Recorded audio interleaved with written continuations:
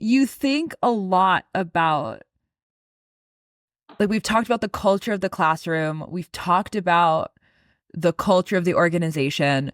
One of the things we, like you just hinted at, was the culture within you, which you think it is healthy and beneficial for a child to be surrounded.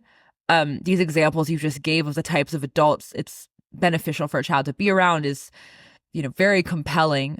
What are some of the other things that you think about when you think about the culture that it is beneficial for children to be in, to grow up to be strong, competent, Yeah. knowledgeable, humanistic adults? Yeah. I mean, I didn't, by the way, Matt Bateman's talk, The New Normal, it should be required listening for anyone working in education, like really seeing what is this idea? What is the new normal that it's possible to the human being? Because people don't realize how much is possible to us and how fast. And the example that I use is um, imagine going into a supermarket, grocery store,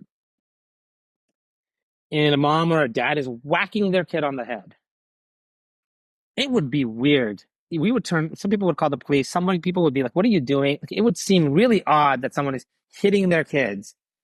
And not too long ago, like, I mean, not like, within my lifetime, like, it was pretty much okay, and like, like there's things like, like surgeons used to smoke in the operating room while they were doing surgery, right? Like, and, and or there was a prisoner exchange. This happened, I think last year. There's a prisoner exchange and between like Russia and the United States, and this Russian prisoner. I don't know why I was watching this interview, but he's being asked by this talk show host in Russia, like, what do you notice? You're back, in Russia in 20 years. And he's like, everyone is so effing healthy. You're all eating salads. None of you are drinking during the day. Like, and I don't think of Russia as necessarily a particularly healthy place, but like to be away for 20 years and you go back and everyone's going to the gym, like you can raise the bar really quickly. And that's what we need to do in education. So a lot is possible to us, right?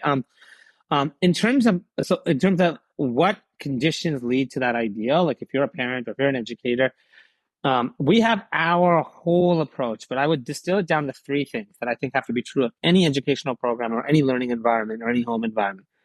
One, a culture of work, a culture that respects a state of concentration, of deep thinking, of kind of mind-guided action, of intentionality, right? Like this is all work in a very broad sense of purposeful activity, right? Do your children have projects? Do they have goals? Do they pursue things? And is a culture enabling that? Are they in a culture that has that? And then do they have that culture in themselves?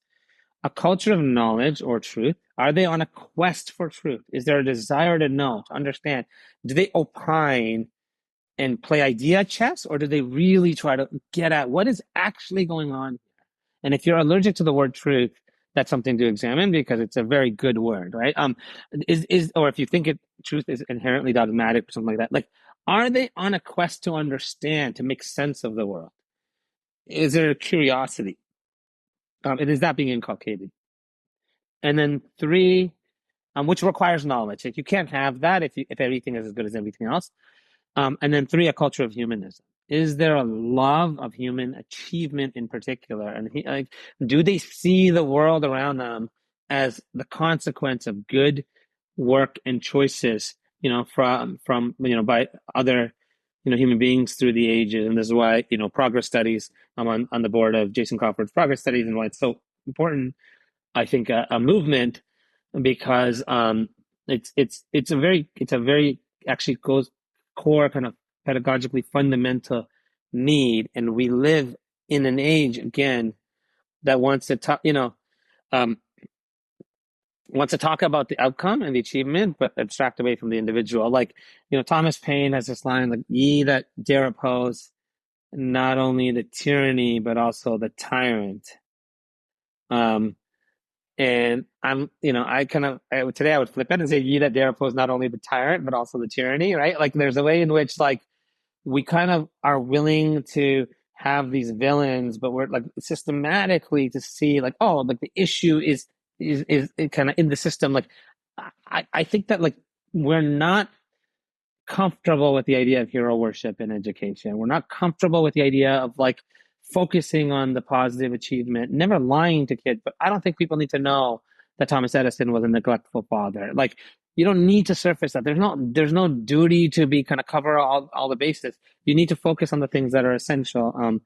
Um, and that, I think that if you don't have that, Montessori talks about this, if you introduce the problems of the world too early to children before they fall in love with the world and history and industry and culture and civilization, they're not going to fix the problems out of love. And if you don't fix them out of love, you're not going to move the needle an inch. And so, like, culture of humanism, culture of work, culture of knowledge, these are the three things to look for, and there's millions of manifestations.